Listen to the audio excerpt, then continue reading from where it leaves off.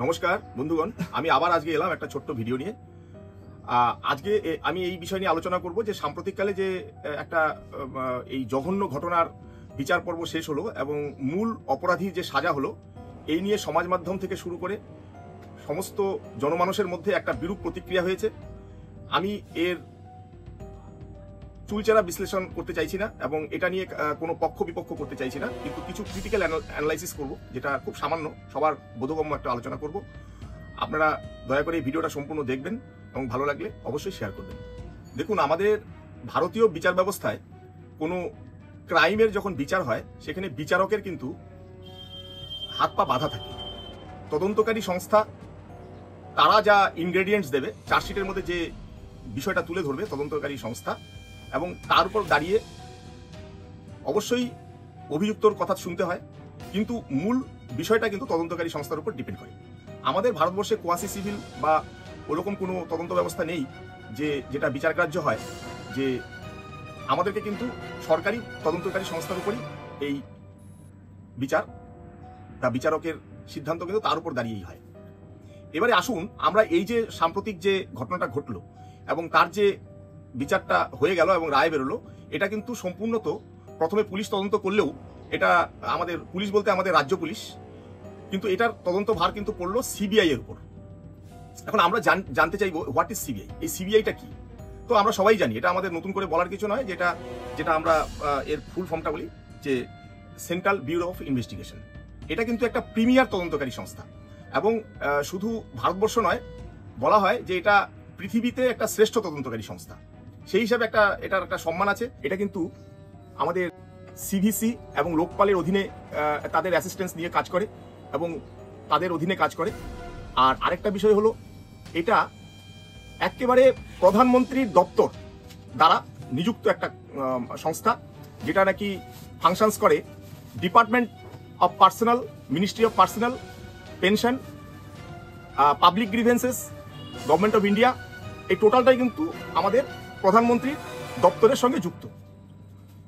কিন্তু এই যে এটা কাজ করে, সেটা কিন্তু কাজ করে হচ্ছে investigation of offences under the prevention of corruption act, central vigilance কমিশনের আন্ডারে কাজ করে।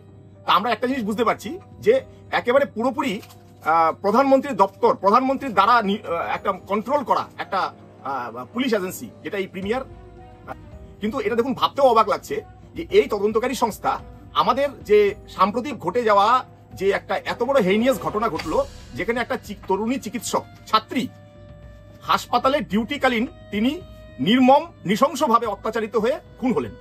আমরা বিচার পেলাম, বিচারকের ভূমিকা দেখলাম, কিন্তু লক্ষ্য করে দেখুন, একটা খুব সাধারণ মানুষও বুঝতে পারছে যে এখানে এই তদন্তকারী সংস্থা পূর্ণ তদন্ত করতে পারেনি বা করেনি।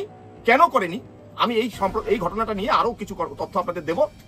এই সিবিআই সাম্প্রতিক অতীতে, মানে যখন এটা তৈরি হলো, কিভাবে তৈরি হয়েছিল বা কার অধীনে কাজ করে, কিভাবে এই সিবিআই কার দ্বারা পরিচালিত হয়, সেগুলো নিয়ে আমি আরো একটু বিশ্লেষণ আপনাদেরকে করব। আপনারা দয়া করে ভিডিওটা সম্পূর্ণ দেখুন। এই ওয়ার্ল্ড ওয়ার 2 সেই সময় একটা দিল্লিতে একটা স্পেশাল পুলিশ এস্টাবলিশমেন্ট হয়েছিল 1941।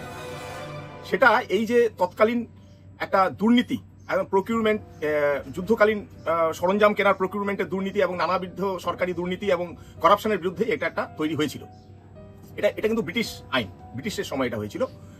তারপর কি হলো, 1946-এ আমরা দেখেছি যে Delhi special police establishment act, DSP 1946, এবং এই ডিএসপি 46-এর পর একদম যেটা আমরা দেখলাম যে Santhanam committee on prevention of the corruption 1962 and 64, এই একটা প্রয়োজনীয়তা আসলো, যার ভিত্তি করে 1963 সালে কিন্তু এই সিবিআই তৈরি হয়েছিল ভারতবর্ষে। এবং এই সিবিআই এর কতগুলো গুরুত্বপূর্ণ ভূমিকা দিয়ে কিন্তু সিবিআই আমাদের দেশে চালু হয়। এই সিবিআই কিন্তু যে কোনো করাপশনের তদন্ত করতে পারে না। একটা বিরাট রকম অ্যান্টি করাপশন যেগুলো হয়, যেমন ধরুন গভর্নমেন্ট অফ ইন্ডিয়ার এমপ্লয়িজ, মানে central government employees, public sector employees, এবং কোনো পাবলিক সেক্টরের গভর্নমেন্ট অফ ইন্ডিয়ার ভেতরে কোনো দুর্নীতি, পাবলিক সেক্টরের দুর্নীতি, ইউনিয়ন টেরিটরিজের দুর্নীতি এবং এই জাতীয় সরকারি দুর্নীতি যেটা কেন্দ্রীয় সরকারের অধীন রয়েছে। এটা ছাড়া রয়েছে কি ইকোনমিক ক্রাইমস, বড় রকম ইকোনমিক ক্রাইমস, স্পেশাল ক্রাইমস, যে সমস্ত ক্রাইমস সোসাইটির উপর একটা বড় প্রভাব ফেলে, এবং রাজ্য সরকার চাইলো বা কেন্দ্র সরকার চাইলো যে এগুলো বড় একটা এফেক্ট হয়েছে, এই ধরনের তদন্ত করা প্রয়োজন, সিবিআইকে দিয়ে তদন্ত করা প্রয়োজন, বা স্থানীয় প্রশাসন সে তদন্ত করতে পারছে না, এরকম ক্ষেত্রে সরকার চাইলে বা সুপ্রিম কোর্ট বা হাইকোর্ট চাইলে তদন্তে সিবিআই এর ইন্টারাকশন। সুতরাং আমরা দেখছি যে মানে সিবিআই এর যে ভূমিকা, এই ভূমিকা কিন্তু একটা সাংঘাতিক, এবং এটা আমাদের নাগরিক সুরক্ষার ক্ষেত্রে একটা গুরুত্বপূর্ণ ভূমিকা পালন করে থাকে এই সিবিআই। এখন আসুন আমরা এই সিবিআই এর ডাইরেক্টর কিভাবে নিয়োগ করা হয়। সিবিআই ডাইরেক্টর কিভাবে নিয়োগ হন আমাদের দেশে। 1914 সাল পর্যন্ত কিন্তু এই ডিএসপি অ্যাক্ট, যেটা 1946 এ হয়েছিল, সেই মতো কিন্তু এটা হতো, ডাইরেক্টর নিয়োগ হতো। আপনার 2003 সালে যেটা আপনার ডিএসপি অ্যাক্ট কিন্তু রিভাইজ হয়েছিল। 2014 সালে লোকপাল অ্যাক্ট এলো, এবং লোকপাল কমিটি অনুসারে সিবিআই ডাইরেক্টর যার হেডে থাকবেন হচ্ছে আমাদের প্রাইম মিনিস্টার, একদম প্রাইম মিনিস্টার হচ্ছে প্রধান। এবার আদার্স মেম্বাররা থাকবেন, যেমন লিডার অফ অপোজিশন থাকবেন, পার্লামেন্টের leader of opposition, leader of single largest opposition party যেটা থাকবে, চিফ জাস্টিস, আমাদের জাস্টিস অফ ইন্ডিয়া, সুপ্রিম কোর্টের জাজ থাকবেন আমাদের। এছাড়া আরো অন্যান্য কিছু ডিপার্টমেন্টের হেড নিয়ে একটা কমিটি হয়, কিন্তু সেই কমিটিটার হেড কিন্তু হচ্ছেন আমাদের প্রাইম মিনিস্টার অফ ইন্ডিয়া। তাহলে এটা আমরা পরিষ্কার বুঝতে পারছি, এই সিবিআই কিন্তু পুরো নিয়ন্ত্রিত হচ্ছে একজনের। আজকের দিনে যে ভারতবর্ষের রাজনৈতিক ও সামাজিক পরিস্থিতি, আপনি বলুন যে তদন্তকারী সংস্থার প্রধান হিসাবে এই সিবিআই এর ডাইরেক্টর যদি দায়ী হন, তো সেই ডাইরেক্টর রয়েছেন কিন্তু আমাদের প্রধানমন্ত্রীর হাতে।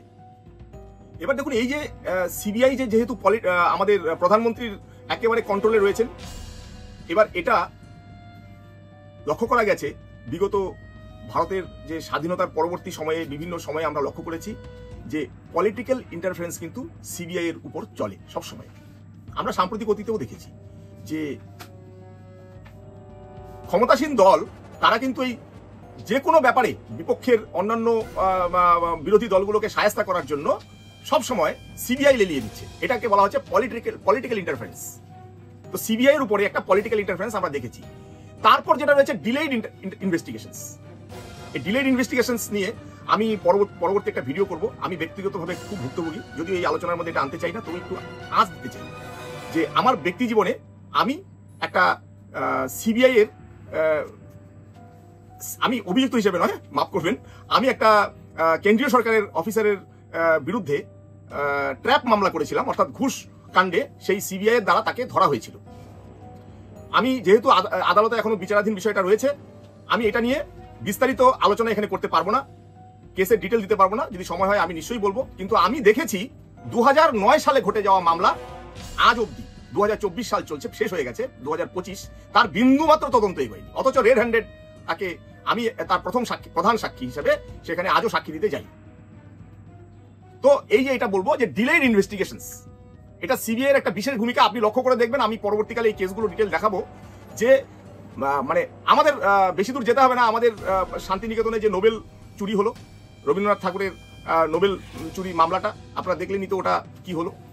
এরকম অসংখ্য মামলা রয়েছে সিবিআই এর, অসংখ্য বলবো না, অজস্র মামলা রয়েছে যে মামলা সিবিআই কিচ্ছু করতে পারে। এটা হচ্ছে ডিলেইড ইনভেস্টিগেশনস। আর এটা তো জানবেনই, যখনই তদন্তে ডিলেইড হবে তখন কিন্তু সেখানে তথ্য লোপাটের একটা সম্ভাবনা অবশ্যই থাকবে। Loss of credibility, lack of accountability, acute shortage of personnel.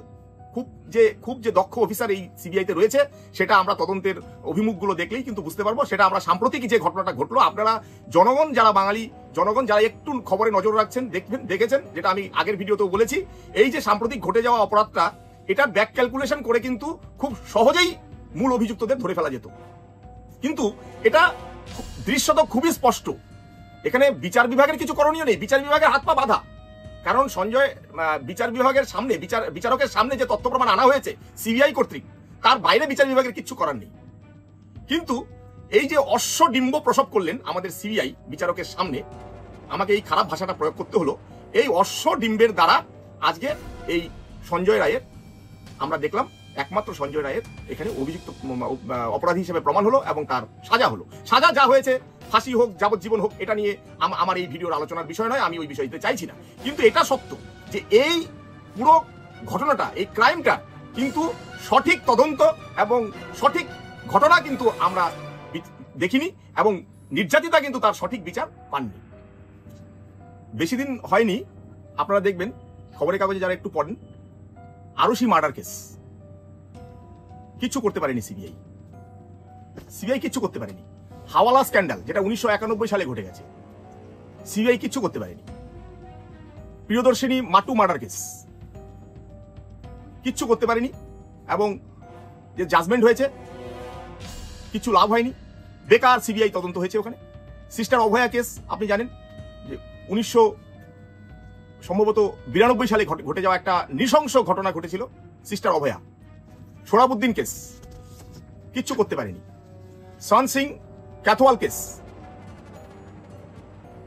মালাঙ্কারা Varghese murder case, Bhopal gas tragedy, সাম্প্রতিক ঘটে যাওয়া 2G স্পেকট্রাম কেস,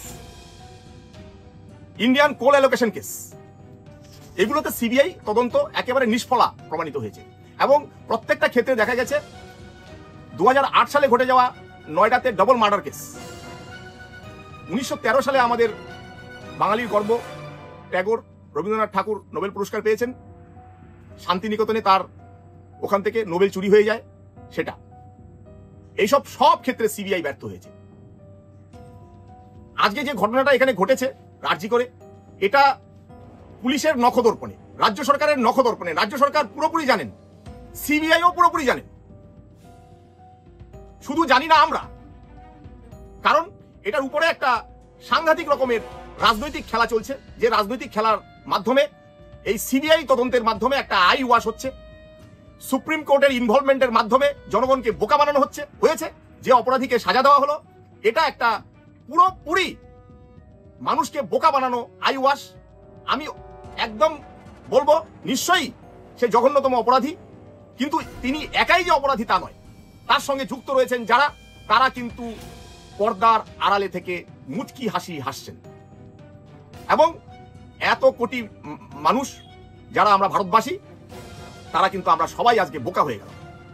এই বলে আজকের সবার কাছ থেকে আমি বিদায় নিচ্ছি। তাই নয়, আমার এই চ্যানেলটা সাবস্ক্রাইব করবেন এবং সবাইকে দেখার জন্য দয়া করে এটা একটু শেয়ার করে দেবেন, এই আবেদন রাখছি। নমস্কার।